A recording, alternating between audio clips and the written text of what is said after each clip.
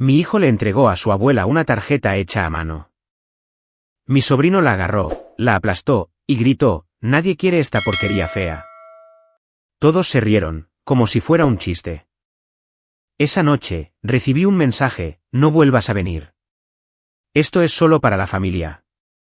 Respondí: «Entonces, la familia puede resolver la hipoteca sola». Por la mañana, tenía 53 llamadas perdidas. Un mensaje de voz de... No sabía que un trozo de cartulina doblada podía cambiar la forma en que veía a toda mi familia, pero lo hizo. Ese domingo empezó con mentiras, de esas que nos decimos a nosotros mismos. Todo estará bien. Es solo una visita. No le des tantas vueltas. Dije todo eso, mientras abotonaba la camisa de mi hijo, la de rayas azules pequeñas, que él insistía en que era su camisa elegante. Estaba tan orgulloso. No dejaba de revisarse el bolsillo, para asegurarse de que la tarjeta todavía estuviera allí. «Mamá», me dijo en el coche, «a la abuela le va a gustar, ¿verdad?» Sonreí demasiado rápido. «Claro que sí». «¿La tarjeta?» «Oh Dios, la tarjeta». Había trabajado en ella toda la semana, quedándose despierto después de su hora de dormir, recortando corazones que parecían más bien patatas. Practicó escribir su nombre, al menos 10 veces, antes de decidirse por la versión menos torcida. Había purpurina por todas partes, mi cocina parecía que una tienda de manualidades hubiera explotado. Se había entregado por completo a esa tarea, y yo lo llevé, directamente, a una habitación llena de gente que se reiría. La sala de la abuela estaba abarrotada, ruidosa, y calurosa de esa manera sofocante, con todo el mundo hablando uno sobre otro. Mi sobrino estaba desparramado en el sofá, como si fuera el dueño del lugar, con el teléfono en la mano, y ya sonreía con aire burlón por algo. Lo noté. Lo ignoré. Eso es culpa mía. Entonces, mi hijo dio un paso adelante. Se aclaró la garganta, con ese pequeño sonido serio, y extendió la tarjeta con ambas manos. «Hice esto para ti, abuela». Fue entonces, cuando mi sobrino se lanzó. Simplemente la agarró, como si no fuera nada, como si no fuera el corazón de mi hijo, doblado en un papel. La estrujó en su puño, despacio, deliberadamente, y se rió. «Nadie quiere esta porquería fea». Lo gritó como si fuera el remate de un chiste, y la gente se rió. No fue una risa nerviosa, fue una risa real, con bufidos y sonrisas. Alguien incluso dijo: «Oh, son cosas de niños», como si eso explicara la crueldad. Juro que el tiempo se detuvo. Vi el momento exacto, en que mi hijo comprendió que esa habitación no era un lugar seguro para él. Se le cayeron los hombros. Su boca se apretó, en esa fina línea que se le forma cuando intenta no llorar. No miró a nadie, simplemente se quedó mirando al suelo, como si pudiera abrirse y tragárselo. La abuela no dijo nada. Ni una palabra.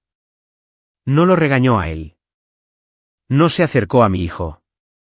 Ni siquiera pareció sentirse incómoda. Simplemente dejó que pasara. ¿Saben lo fuerte que puede ser el silencio? Sentí que el calor me subía por el cuello. Me temblaban las manos. 1000 cosas que debería haber dicho se alinearon en mi cabeza, pero no salió nada. Me odio un poco, por ese momento, de verdad lo hago. En lugar de eso, levanté a mi hijo. «Nos vamos», dije con voz tranquila, demasiado tranquila, de esa que viene justo antes de que algo estalle. Nadie nos detuvo. Nadie se disculpó. Alguien saludó con la mano, como si nos hubiéramos ido temprano, solo por diversión. En el coche, mi hijo finalmente susurró: «Está bien, mamá. ¿Puedo hacer otra?» Fue entonces cuando casi pierdo el control. Le dije que no estaba bien, que él estaba bien, y que lo que pasó no fue su culpa. Él asintió, pero ya saben cómo son los niños, creen más en las acciones que en las palabras. Esa noche, después de la hora del baño, después de los cuentos, después de que finalmente se durmiera, abrazando a un dinosaurio de peluche, me senté en el borde de su cama, y lloré en silencio. Lágrimas de rabia, lágrimas de culpa. Entonces, mi teléfono vibró. Un mensaje de mi tía: «No vuelvas a venir». Esto es solo para la familia. Lo leí 3 veces. Solo para la familia. Pensé en las risas, en la tarjeta destrozada, en el silencio, y en la carita valiente de mi hijo. Y pensé en los cheques, que había estado escribiendo cada mes, en los pagos de no te preocupes, yo me encargo, y en la hipoteca, que yo, discretamente, había mantenido a flote, mientras todos los demás fingían no darse cuenta. Así que respondí, no con rabia, ni con drama, solo con la verdad. Entonces, la familia puede resolver la hipoteca sola. Dejé el teléfono y me fui a dormir, esperando tal vez un silencio frío, o quizás una respuesta furiosa.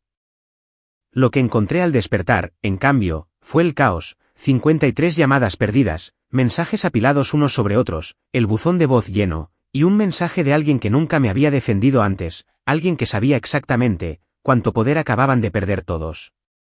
Cuando escuché su voz, me empezaron a temblar las manos. ¿Creen que fui demasiado lejos? ¿O creen que esperé demasiado tiempo? Porque lo que pasó después cambió el equilibrio de nuestra familia por completo. No escuché el mensaje de voz de inmediato. Se quedó ahí, como si supiera algo que yo aún no sabía. Un mensaje sin leer, una voz sin escuchar, y de alguna manera, ya se sentía más pesado que las 53 llamadas perdidas acumuladas. Hice cosas muy normales primero, casi agresivamente normales. Preparé café, lo olvidé, hice otro, y quemé las tostadas tan mal que saltó la alarma de humo. Mi hijo se rió, como si fuera lo más divertido que había visto. Yo también me reí, demasiado fuerte, de forma fingida, y le dije que solo era una de esas mañanas. No mencionó la tarjeta. Eso dolió más que si lo hubiera hecho. Después de dejarlo en la escuela, me quedé sentada en el coche, aparcada, durante mucho tiempo. Las manos en el volante, el teléfono en el regazo. No dejaba de pensar, lo que sea que haya en ese mensaje de voz, va a cambiar algo.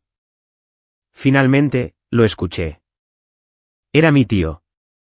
En el momento en que escuché su voz, supe exactamente por qué era el quien llamaba. Él es el que lo arregla todo, la autoridad silenciosa, el hombre que nunca levanta la voz, porque nunca tiene que hacerlo. Hola, dijo con calma, como si estuviéramos hablando del clima. Tenemos que hablar. Ha habido un malentendido. Un malentendido. Siguió hablando sobre cómo mi tía no quería decir eso, como todo el mundo estaba bromeando, como los niños dicen tonterías, y como yo no debería tomármelo de forma tan personal. Ni una sola vez, dijo el nombre de mi hijo. Ni una sola vez. Cuando terminó el mensaje, me quedé mirando a la pared, y de hecho, me reí. No fue una risa de humor, fue esa clase de risa que sale cuando te das cuenta de lo profundamente predecibles que son las personas. Revisé las llamadas perdidas, la abuela 11 veces, mi tía 9, primos demasiados para contar. La madre de mi sobrino, de repente, estaba muy preocupada. Estas eran las mismas personas que vieron cómo humillaban a mi hijo, y no hicieron nada. Es curioso, lo invisible que era yo, hasta que el dinero estuvo de por medio. No devolví la llamada a nadie. En lugar de eso, pensé en la hipoteca, en el primer cheque que escribí solo para ayudar un poco, en cómo ese poco se convirtió en meses, y en cómo nadie me preguntó nunca si era difícil para mí, solo preguntaban si podía aportar un poco más. Pensé en lo responsable que había sido, lo comprensiva, lo silenciosa. ¿Saben lo peligroso que es cuando la persona silenciosa finalmente deja de estar callada? Cerca del mediodía, la abuela llamó de nuevo. Respondí. Su voz temblaba, de repente sonaba pequeña. Cariño, ¿por qué dirías eso sobre la hipoteca? Ni un perdón. Ni una mención a lo que le pasó a su nieto. Directo al dinero. Le pregunté con suavidad, ¿por qué no lo detuviste? No respondió.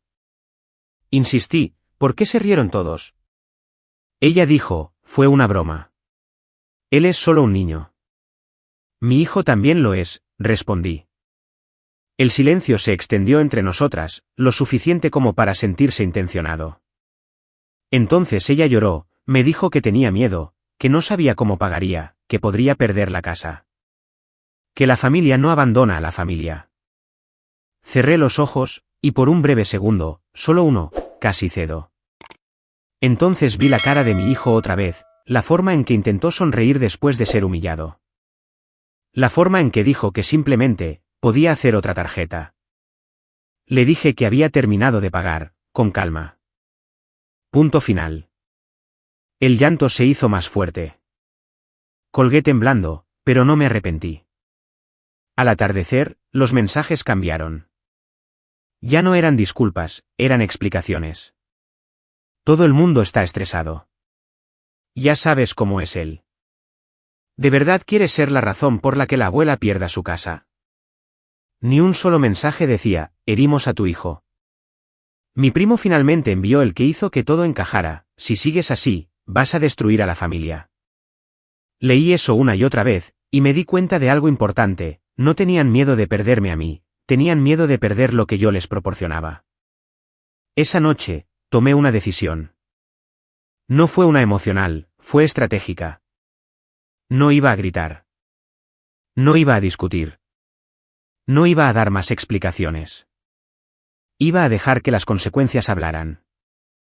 Muy pronto, el banco llamaría. Muy pronto, el pánico reemplazaría a las excusas. Y muy pronto, alguien aparecería en mi puerta, fingiendo que todo esto se trataba de amor. ¿Hubieras cedido ya? ¿O habrías hecho exactamente lo que yo hice después? La visita llegó temprano, demasiado temprano. No fue un toque cortés, ni el ritmo de un vecino.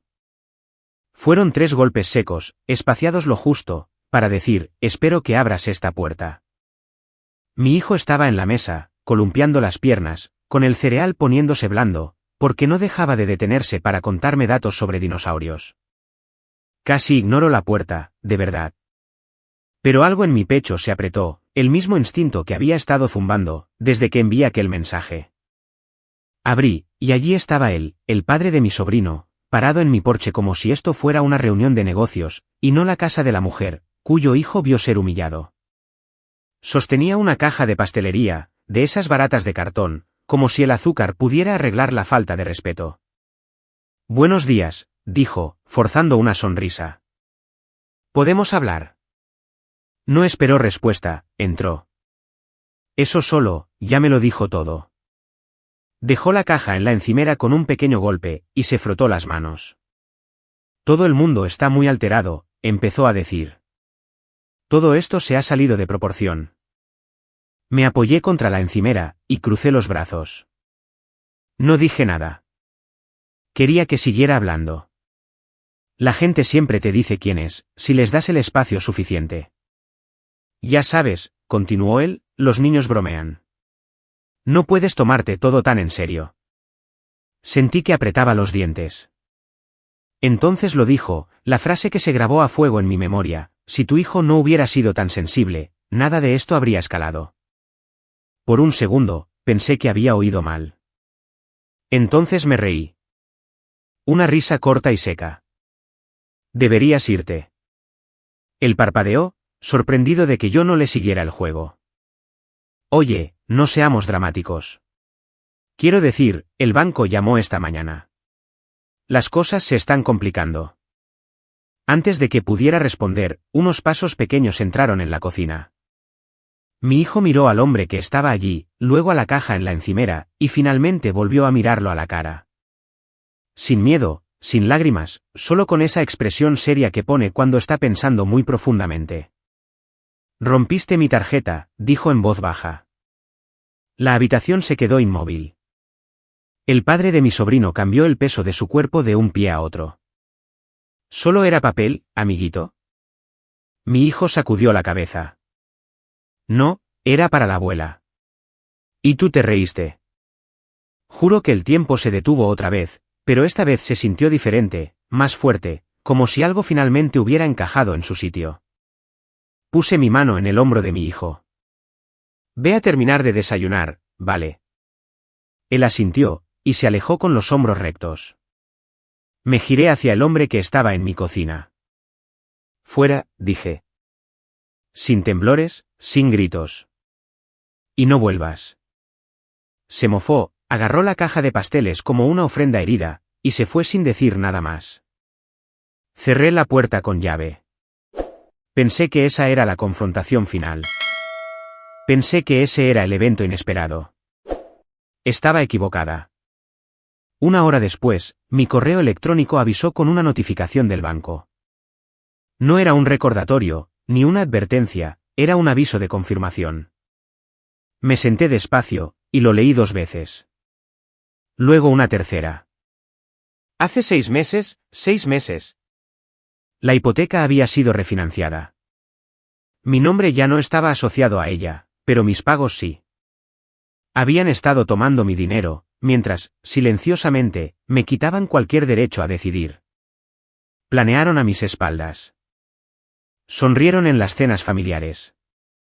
Me dejaron seguir pagando como a una tonta. Mis manos empezaron a temblar, no de rabia, sino de claridad. Esto no era solo crueldad o arrogancia, esto fue calculado. Entonces llegó otro correo. Un seguimiento.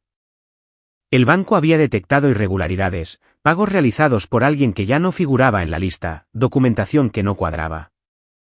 Estaban abriendo una revisión, y de repente, todo cobró sentido. Por eso las llamadas eran frenéticas. Por eso el tono había cambiado. Por eso se presentaron en mi puerta con pasteles y excusas. No tenían miedo de perderme a mí, tenían miedo de que los atraparan. Mi teléfono sonó otra vez. El nombre de la abuela iluminó la pantalla.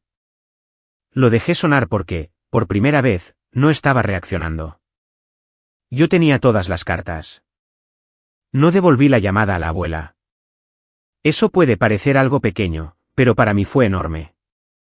Durante años, yo había sido la que respondía, la que suavizaba las cosas, la que explicaba las intenciones de otros, la que traducía sentimientos, pagaba facturas, y se tragaba la incomodidad para que todos los demás estuvieran cómodos. Esta vez, puse el teléfono boca abajo, y preparé la cena. Ayudé a mi hijo con los deberes. Lo escuché hablar de la escuela, de cómo a su maestra le gustaba su dibujo, y de cómo quería volver a hacer otra tarjeta algún día, pero solo para gente que fuera amable. Esa frase casi me rompe por dentro. Más tarde, esa tarde, mi tío llamó de nuevo. Respondí esta vez. Su voz había cambiado, la autoridad tranquila había desaparecido. Lo que la reemplazó fue un control tenso, el que usa la gente cuando intenta no entrar en pánico. Están haciendo preguntas, dijo de inmediato. Sin hola, sin fingir. El banco quiere documentación. Preguntan por qué los pagos venían de ti, cuando ya no figurabas en la lista. Me eché hacia atrás en mi silla, y esperé. Creen que no se ve bien, añadió él. Solo necesitamos que expliques, que estabas ayudando voluntariamente. Casi admiré la audacia. ¿Explicar a quién? Pregunté. Hubo una pausa. A ellos. Al banco. ¿Por qué iba a explicar algo de lo que no fui informada? Dije yo. Otra pausa, más larga esta vez. No pensamos que importara, dijo finalmente. Ahí fue cuando me di cuenta, mi voz nunca les importó. Mi papel sí. Mi dinero sí. Mi silencio sí. Pero no yo. Esa noche, oí un golpe. Cuando abrí la puerta, mi tía estaba allí, llorando tan fuerte que apenas podía hablar. No eran lágrimas dramáticas, eran reales, desordenadas, desesperadas. Nunca quise esto, dijo entre sollozos. Simplemente se complicó mucho. Habló y habló sobre el estrés, sobre el miedo, sobre lo devastada que estaría la abuela si perdiera la casa, sobre cómo mi tío manejaba las finanzas, y ella no hacía preguntas. Se disculpó por el mensaje, se disculpó por la tensión, y se disculpó por cómo se habían visto las cosas. La dejé hablar, y luego dije muy bajito, ¿viste cómo humillaban a mi hijo? Se quedó helada. ¿Te reíste? Continué. Y cuando lo saqué de esa situación, nos dijiste que no volviéramos. Se le hundieron los hombros. No pensé. No, dije yo, no lo hiciste. Ese fue el primer silencio real que habíamos compartido en años. Mientras ella estaba allí, mi teléfono vibró de nuevo. Un mensaje de mi primo, esto se está poniendo serio. El banco usó la palabra fraude. La abuela está aterrorizada. Fraude. Esa palabra tiene peso. Cambia la temperatura de una habitación. Convierte las excusas en responsabilidades legales. Esa noche ocurrió algo inesperado, algo que realmente no vi venir. Mi sobrino me envió un mensaje. No sus padres, sino él directamente, no quería hacerle daño. Pensé que era divertido. Lo siento. Me quedé mirando la pantalla mucho tiempo. Pensé en dónde aprendió ese tipo de humor. Pensé en la frecuencia con la que la crueldad se hereda, y se rebautiza como bromas. Pensé en cómo todo este lío empezó con un trozo de papel arrugado, y una habitación llena de adultos, que se niegan a actuar como tales. Respondí con una frase: cuando la gente se ríe, te enseña lo que les importa. Nunca contestó. A la mañana siguiente, el chat grupal de la familia explotó. Todo el mundo hablando a la vez, culpas volando en todas direcciones, acusaciones disfrazadas de preocupación. Gente que de repente recordaba las cosas de manera diferente. Y luego. Nada, porque el banco programó una reunión obligatoria, en persona. Se acabaron los chats, se acabaron las excusas. Ya no podían esconderse tras las buenas intenciones. Querían respuestas. Y por primera vez, todos se dieron cuenta de algo importante: me necesitaban allí. Necesitaban mi explicación, mi cooperación, mi firma. Pero yo había terminado de ser la que aparece para limpiar desastres que no provocó. No fui a la reunión. Esa decisión pesó en mi pecho toda la mañana, pero no cedí. En lugar de sentarme en una oficina fría, respondiendo preguntas por errores que no cometí, llevé a mi hijo a la escuela. El cielo estaba despejado, de ese azul brillante que solo aparece cuando algo está a punto de reiniciarse. Me tomó la mano más tiempo de lo habitual, balanceándola de un lado a otro. A mitad del camino, totalmente de la nada, dijo: mamá, ¿crees que la abuela estaba triste porque se arruinó mi tarjeta? Me detuve. Me arrodillé. Así que estábamos ojo a ojo, allí mismo en la acera, con la gente pasando a nuestro lado. Y dije las palabras que desearía que alguien me hubiera dicho a mí, cuando era más joven: no, cielo. La abuela estaba triste porque los adultos olvidaron cómo ser amables. Eso nunca fue culpa tuya. ¿Ni un poquito? Lo pensó un segundo, y luego asintió, como si tuviera sentido. Los niños son increíbles así, no necesitan largos discursos, solo necesitan honestidad. Luego sonrió, me dio un beso en la mejilla, y corrió para encontrarse con sus amigos. Y así, sin más, el peso que había llevado durante semanas finalmente empezó a desaparecer. Una hora después, sonó mi teléfono. Era mi tío. Ya no era el arreglador seguro de sí mismo. Ya no era el hombre que siempre tenía una respuesta. Solo era una voz cansada. Pospusieron la reunión, dijo en voz baja. Quieren hacer una presentación la próxima vez. Dijeron que los pagos no deberían haberse aceptado después de la refinanciación. Lo están corrigiendo. Esperé. Dejé que el silencio hiciera el trabajo. Y él añadió: dijeron que lo que hicimos no estuvo bien. Sin excusas. Sin minimizarlo. Sin pero tienes que entender. Solo la verdad. Esa tarde, la abuela vino a casa. Sin dramas, sin lágrimas esta vez, solo pasos lentos y ojos cansados. Se sentó en mi sofá, y apretó su bolso como si fuera algo sólido a lo que pudiera anclarse. He estado pensando mucho, dijo, en aquel día. En lo que no hice. Me miró. Me miró de verdad. Le fallé a tu hijo, dijo. Y te fallé a ti. Tenía tanto miedo al conflicto, que elegí el silencio. Y ese silencio le dolió a él. Sentí que algo se aflojaba en mi pecho. No era que la rabia se fuera, era algo más profundo. Un viejo dolor que finalmente era reconocido. Me preguntó si podía hablar con mi hijo. Observé desde el pasillo cómo se arrodillaba frente a él, y se disculpaba, no de forma vaga, sino de verdad. Le dijo que debería haber hablado, que debería haberlo protegido, que sus sentimientos importaban. Luego buscó en su bolso, y sacó algo, la tarjeta, aplanada, cuidadosamente pegada con cinta. Los pliegues aún eran visibles. La guardé, dijo en voz baja. Siento haber tardado tanto en mostrarte que importaba. Mi hijo la abrazó sin dudarlo. Yo lloré en el pasillo. Durante la semana siguiente, todo cambió. En silencio, pero permanentemente. La hipoteca fue reestructurada sin mi intervención. De repente, todo el mundo encontró soluciones. Es curioso lo rápido que se mueve la gente, cuando ya no tienen red de seguridad. Mi tía se disculpó como es debido. Mi tío dejó de hablar por todos, y empezó a escuchar. Y mi sobrino, incómodo y avergonzado, pero sincero, se disculpó con mi hijo cara a cara. Sin risas, sin excusas. Cuando hizo un chiste unos días después que cruzó la línea, sus padres lo corrigieron de inmediato. Eso era nuevo. No nos convertimos en una familia perfecta. No borramos lo que pasó. Pero algo cambió. Se trazaron límites. El respeto dejó de ser opcional. Yo, por mi parte, dejé de ser la callada. Dejé de pagar por la paz con mi silencio. Dejé de enseñarle a mi hijo que el amor significa soportar el daño. Unas semanas más tarde, mi hijo hizo otra tarjeta. Esta se mantuvo intacta. Esta fue sostenida con cuidado. Esta fue recibida con lágrimas en lugar de risas. Fue entonces cuando me di cuenta de algo importante. La venganza no siempre se parece a la destrucción. A veces se parece al crecimiento.